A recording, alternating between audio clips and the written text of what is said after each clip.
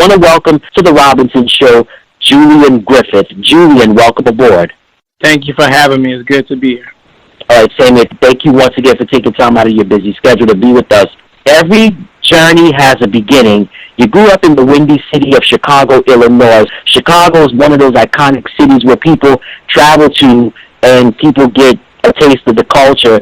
You've been a very positive person and a pioneering person to come from Chicago. Just tell our audience, what was your upbringing like growing up in the windy city?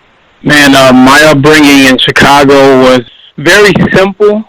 You know, I was raised by a single mother. I'm an identical twin, so she raised both of us, former Chicago Public Schools teacher. I grew up on the west side of Chicago, right on the outskirts. Bellwood, not the best area in the world. And, you know, it was just a lot of days just playing outside like a normal kid. And one day, at 3 years old, my mother decided to get us into acting because somebody came up to her actually and told her that we were adorable twins and we should definitely be on TV. So my brother and I actually caught the chicken pox at the same time, on the same day, coincidentally, right? Oh, wow. As a twin. Yeah, and so she spent time submitting us to agencies, and, you know, we went from the normal kids to, you know, now trying to break into the acting and modeling agency, entertainment center and career. And we actually got into modeling before acting. We were doing a lot of print ad modeling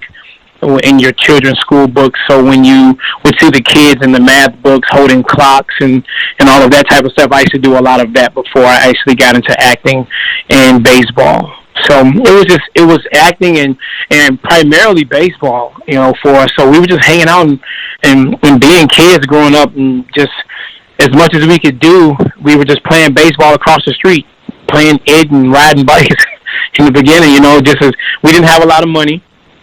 So my mom did what she could. We didn't ask for much. You got us a tennis ball and a baseball bat, and we could play for hours. Definitely imagination. You know, kids like ourselves that grew up in inner cities, you know, we didn't need much. All you need is just like you said, just a tennis ball and a baseball bat. It's just a basketball or anything, and, you know, your imagination can just run wild. And definitely, you mentioned the sport of baseball, and the city of Chicago has two iconic Major League Baseball teams, the Cubs and the White Sox. The Cubs play on the north side at Wrigley Field, and the White Sox play on the south side. Well, back in the day, it was known as Comiskey Park, but the new name is now Comiskey Park. So tell me, was your team the Cubs or the White Sox, or were you a fan of other teams? I am a White Sox fan. I'm actually a Sox and Yankees fan, but my Chicago team is definitely the White Sox.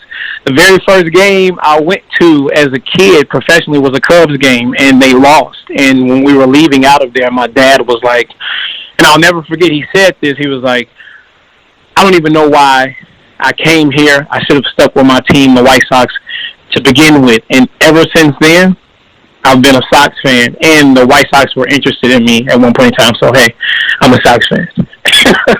Okay, definitely. We'll talk more about that in a little bit, but let's continue with your love affair with the game of baseball. I'm reading your bio right here. It says at the age of 7 that you began playing baseball in the Bellwood Park District. What was it about baseball that I know you said that you and your twin brother would go outside and play and have a tennis ball and a baseball bat, but what were some of the other things that attracted you to the sport of baseball? You know, believe it or not, when I first started playing baseball, I hated it because I wasn't that good. And that was my thing, you know. I'm a perfectionist to a certain extent. So, you know, with it being our first year and we didn't play T-ball, so I literally hopped right into baseball. I never did any T-ball, and I'm actually glad I didn't. I don't condone T-ball now, but no, I mean baseball. We were actually forced into doing it by my dad, and I saw a lot of other kids who had played the year prior, and they were much better. And so for me, I always want to be the best at something I do. So when I saw these other kids doing a little better than me, I'm like, you know, I see how their parents are screaming their names, and even my mom and dad were getting more excited for the other kids on the team than myself. So my thing was I wanted to make sure I can make them just as excited to see me play. So with that being said, I actually started putting in a lot more work, and the game grew on me because I had something to prove. And from then, I actually I was much better at baseball come my second year. I made the All-Star team every year after that. So it was more so playing with a chip on my shoulder than anything, and making sure that when I played, I just wanted to make sure I was the best, period. So that was, like I said, it was nothing that I was forced into baseball, and that kind of discouraged me a little bit, but it grew on me, and I I love it. It's hard to walk away now. Awesome. And your love of baseball continued as you made your way back into the world of acting. In 2000, at the age of 10, you played the role of Jefferson Albert Tibbs in the movie Hardball, starring Keanu Reeves and Diane Lane. Was this your first big role, or had you had big roles before this one? This was actually my first big role. That was my first acting role I got cast for, and it was the first principal role where I was on the DVD cover. So it was a blessing in both ways. I had done no acting prior to that. I hadn't gotten any acting roles for it before then. Now, this is interesting because you were in the movie Hardball, and Keanu Reeves was riding a high at that time. This was right when he was doing the Matrix movie, so Keanu Reeves was one of the hottest things going in acting at that time, and Diane Lane is a seasoned veteran in her own right. What were some of the lessons that you learned from them being in this movie? Man, well, first and foremost, it was definitely an honor to work with both of them, both very humble individuals, and when I would actually talk to Keanu Reeves every day when we were on set. He claimed I was his favorite kid, so that was good to know. And he would always we talked all the time, and so I watched how relaxed he was, and for me, it being my first real acting job. And it was something about him that was just everything it seemed natural. Nothing was forced, and you have a lot of actors out here, and I've noticed, even within my career, a lot of people put so much into acting as far as going to school, I want to study, I need to take notes, I need to do X, Y, Z, and I'm like, everybody treats it like, I got to do this, I need a whole background. It's too tedious, and I think I inherited that spirit from watching Keanu Reeves by just letting it flow and just everything being natural. And because if it feels natural to me, then it's going to be natural to the people watching it. And so for me, I saw him and I saw her. I never saw them take notes. I never saw them write anything down. I just saw them literally be themselves, because Keanu Reeves acts the same exact way. You see him on movies and TV shows. He talks the same way. His personality is the same way. He's very relaxed and calm. So that is him naturally. And so I wanted to make sure that everything I did felt natural to myself and the audience. So I learned from them definitely to react. Don't act, but react. And that's what makes you a quality actor. Awesome. I mean, definitely, Keanu Reeves, definitely movie heavyweight in his own right. And again, the movie went on to gross over $40 million and was #1 in the box office for a couple of weeks. Do you still receive, I know this is a personal question, but do you still receive royalties from the movie Hardball? Yes, I do. Every 3 or 4 months. It builds up, yeah. Okay. It's not as big as it was back then, but we definitely still receive residuals. Yes. That's always refreshing to hear. So, you've absolutely. After that success of the movie, you made a deal with your mother. You decided to take a break from acting to go back to focus on education and your first love, baseball. How did that conversation come about? Oh, man, it was a very tough decision. I was 13 years old in 2003. I was telling my mom I actually wanted to move to L.A. I'm getting a lot of auditions, and I'm like, Mom, what are we doing here? I'm like, let's strike the kettle while the iron's hot. I'm like, quit your job. We need to move to L.A. I'm getting all these auditions. I'm like, it's time. And she's like, it's not that simple.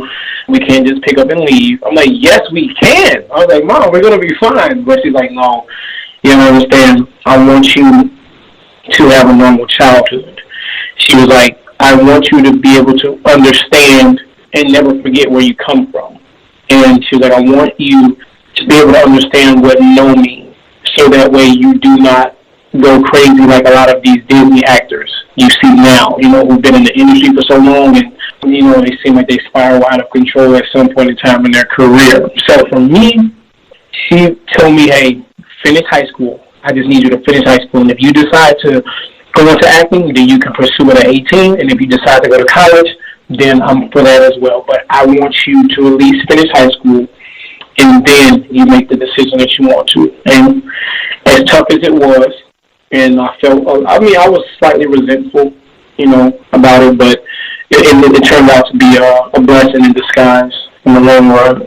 That's very rewarding of your mother to do something like that. And I know that you were riding a high at the time, just being in hardball. Now, that was gonna go into my next question. Were you offered any big roles right after hardball? Did you have invites for any auditions? I had auditions for a lot of stereotypical roles. So what happens is when you do something or you're introduced in Hollywood as whatever character is your first quote-unquote breakout role, they automatically assume that you're going to be that way as your career further. So for me, I was the chubby kid in the movie. So every audition I was getting was for the fat kid in every film. So I had, just to name a few, Gridiron Gang with The Rock. The big football movie, they had me audition for Mad Rock, the big old DE who couldn't read. He was like 6'5", and I'm 5'10". And when I auditioned for that, I was only 5'5", and I was a freshman in high school. So Fat Albert, for the role of Fat Albert that Kenan Thompson played, I was like, this is not going to work. I'm light-skinned, and I'm 5'5". Again, so I'm like, it's not going to work either. Bad Santa with Billy Bob Thornton was initially supposed to be a black kid, and they ended up switching that. I had like 3 or 4 auditions for that. I thought I was going to get that, but then they switched the ethnicity of the kid. I'm trying to think of another one.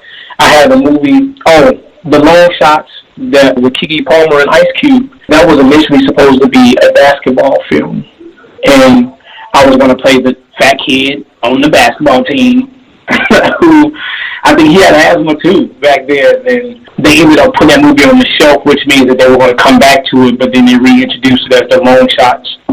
And Keke Palmer started, and that was about that female quarterback it was based on a true story out here in Chicago, actually. So yeah, those, to name a few, those were some that I was offered right around that time or asked to audition for. But like I said, they typecast big time when I finished hardball. Oh, wow, that's unfortunate. But as I mentioned earlier, that was good that your mother protected you from the ills of Hollywood. We see so many heartbreaking stories about child stars and just the trauma that's been done. They bounce back from those things, but they pay a heavy price for it. It's a good thing that she did that, even though you didn't understand it at that time. But now as you got older, it all makes sense. And as you said, it was a blessing in disguise. So kudos to her on that. Absolutely. You go back to Chicago and you focus on your education and, of course, your first love, baseball. Now, while you were in high school, you were a member of the National Honor Society. You were a 4-year varsity baseball star. You were also an all-area and all-conference player, and you were the top recruited baseball player of the 2008 graduating class. So certainly you had a lot of accomplishments during your time in high school, not just on the baseball field, but also with your education as well. Just describe to our audience, what was your high school experience like?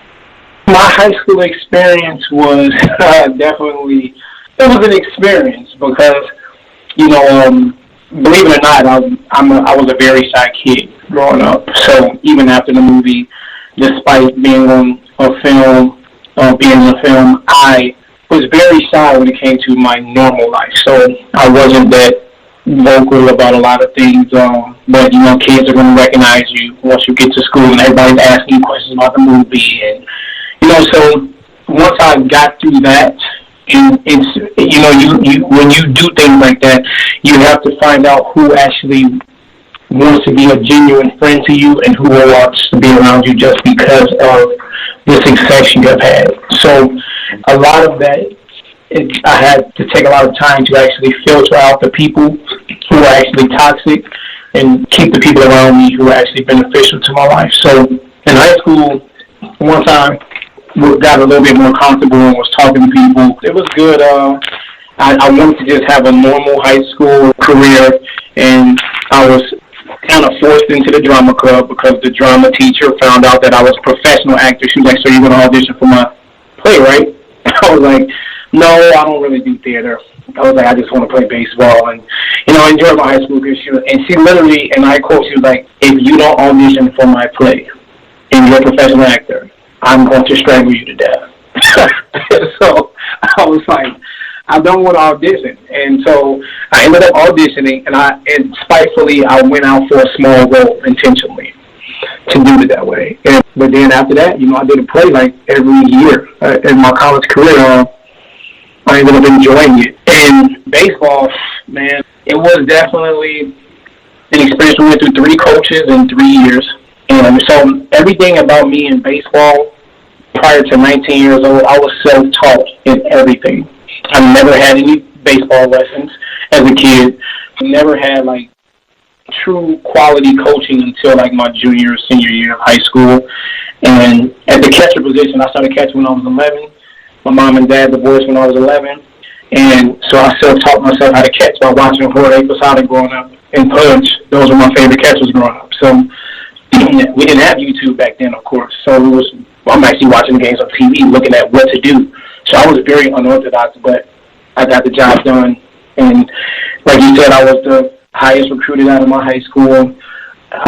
Hitting was my strong point. So I led the team, and I was the first person in my high school to hit home runs over the fence and all types of stuff. Because my school was actually an all-girls school 2 years prior to entering the school. So the junior and senior class was still all girls. So they were in shock because they had never been in school with boys before in high school. So it was a great experience that way, too.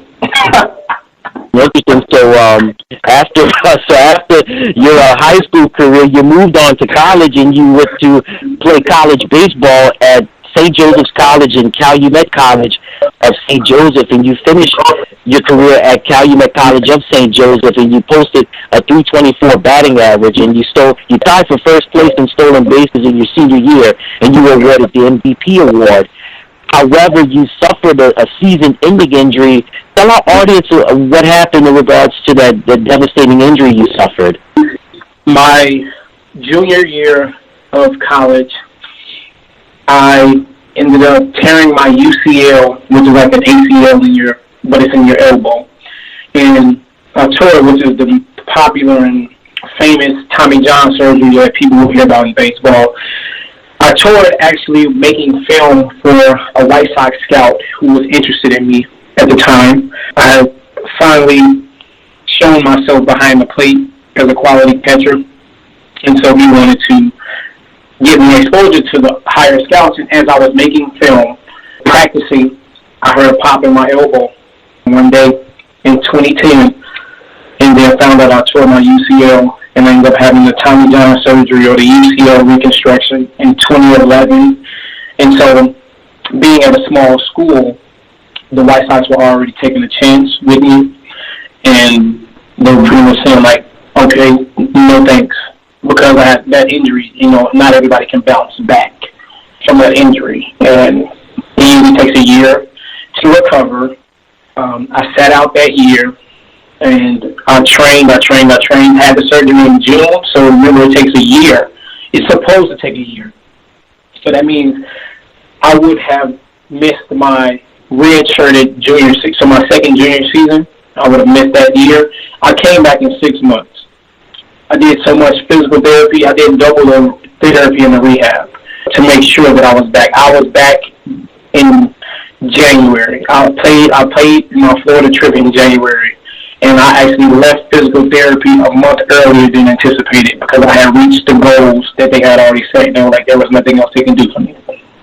Okay, so after you recovered successfully from that surgery, you graduated from Calumet College, and it says in 2013 you were the first African-American male in the college history to graduate from the education program with an elementary education degree with the science endorsement for secondary education. Congratulations on that achievement. Tell our audience a little bit about that degree.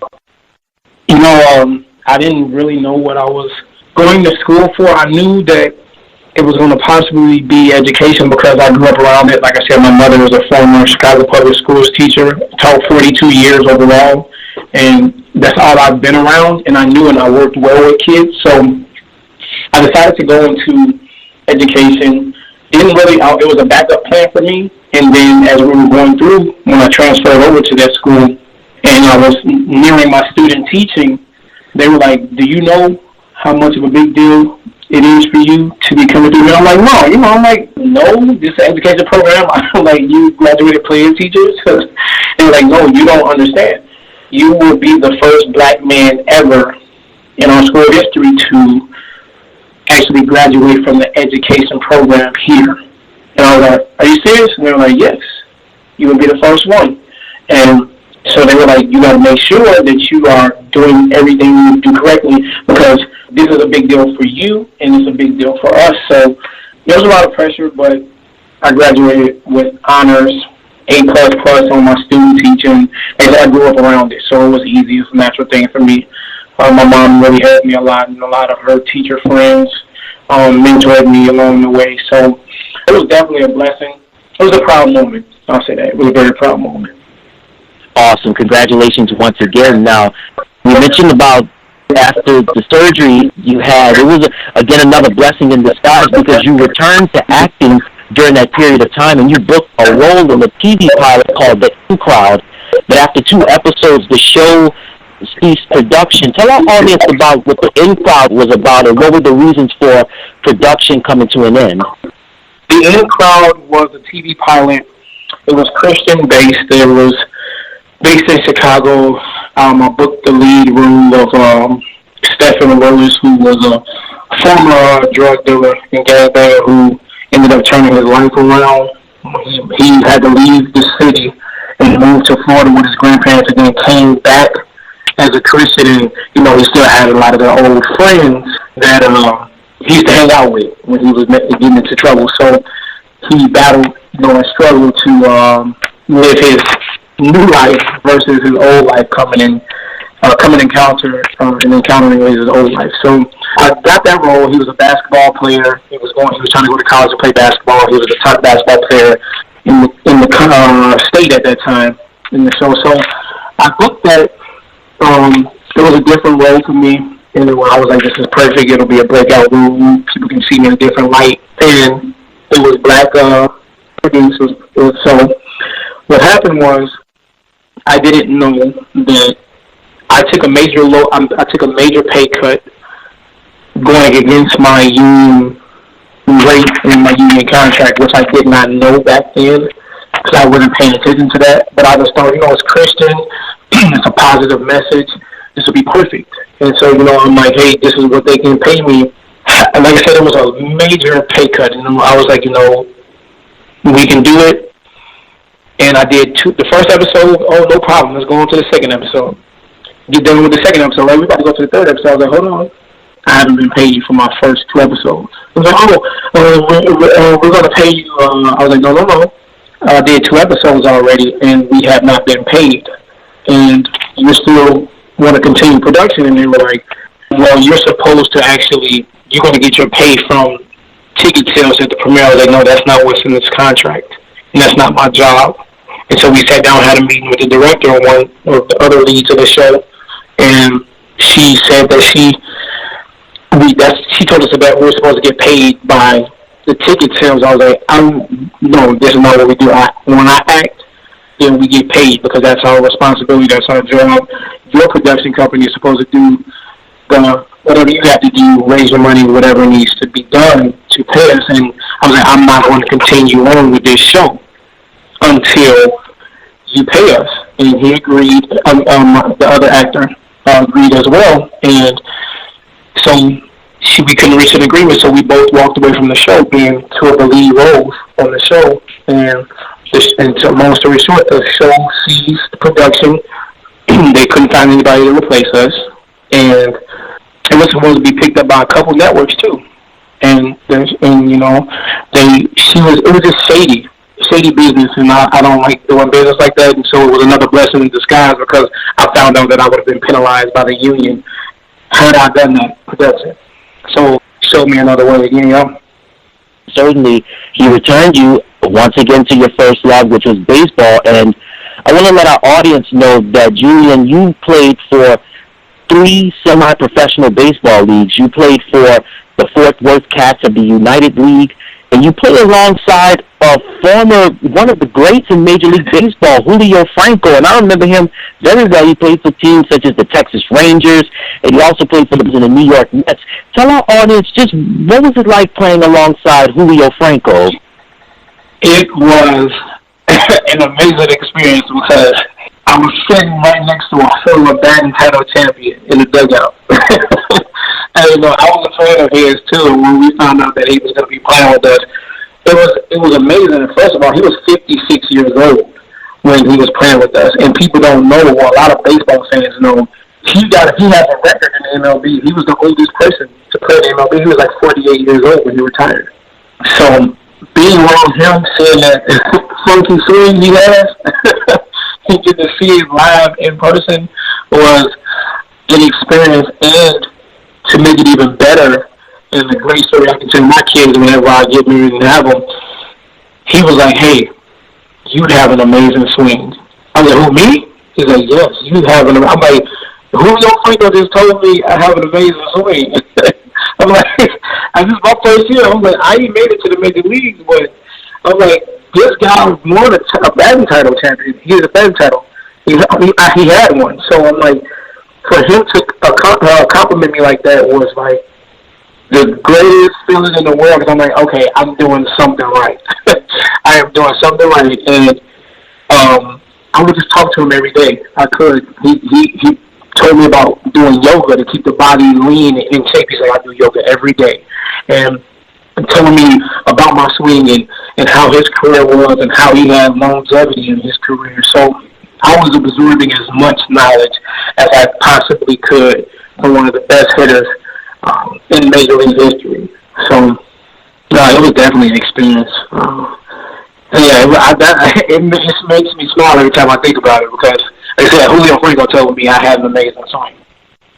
After your time playing with the Fort Worth Cats of the United League and then receiving tutelage under the great Julio Franco, you also played for the Ellensburg Bulls of the Mount Rainier League, and you also played for the third team, which was the Eastside Diamond Hopper of the United Shores Professional Baseball League. And then in 2016, you played in the Puerto Rico Winter League. Now, this is interesting. You posted a .488 batting average, but now I'll bring up the Puerto Rican Winter League because you grew up in Chicago, and the winters can be very brutal and very treacherous. So I know it was a welcome delight for you to go to Puerto Rico during the winter time. Just tell our audience about that experience. I loved Puerto Rico. I didn't want to come back home. I did not want to come back home at all. Puerto Rico, it was amazing. The beautiful area, and this was all prior to that hurricane hitting. The people were amazing and very welcoming, and we played against all of the AA competition while I was there. And so, yes, I hit .488 out there. I had the 4th highest batting average on our team out there at that time. And I was getting a lot of compliments being too. We played a lot of big stadiums like Carlos Delgado, his hometown where he got his start before he made it to the major leagues. And they had his jersey in the outfield.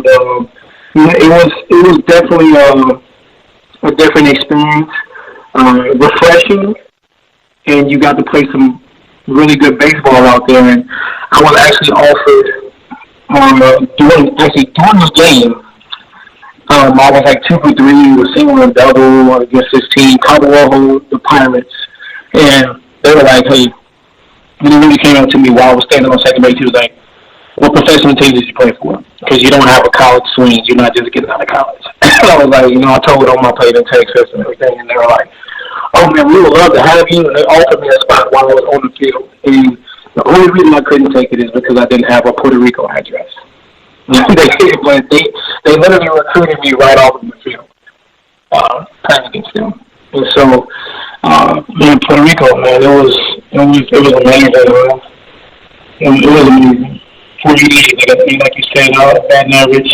I think I was 20 for 41 in my at bat. 20 for 41. One away from my 500 batting average, and I wanted. That was the goal, 500.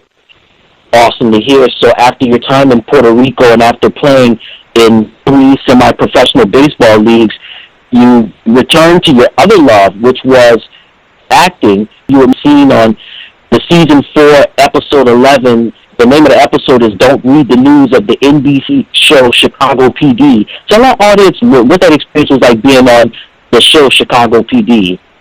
It was very nervous.